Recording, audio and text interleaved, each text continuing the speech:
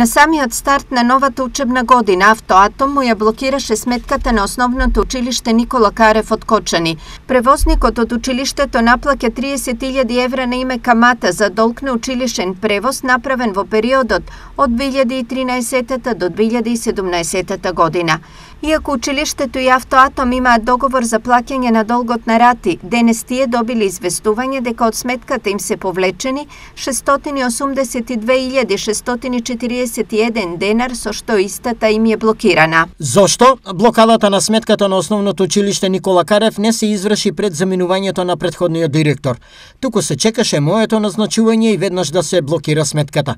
Бидејќи основниот долг кон Автоатом е целосно подмирен, дали средствата од каматата во износ од 1.800.000 денари и нотарски трошоци можеа да се искористат за најмалите ученици за создавање соодветни услови за учење, а еднаш Автоатом да се представи како општествено одговорна фирма. Реагираше со соопштение до јавноста директорот на училиштето Александар Андов.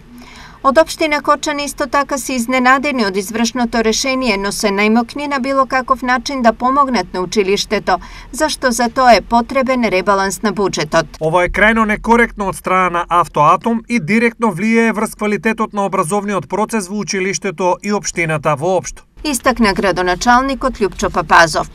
Инаку долгот за училишен превоз направен од 2013 до 2017 година е во висина од 4,1 милион денари и истиот е целосно покриен.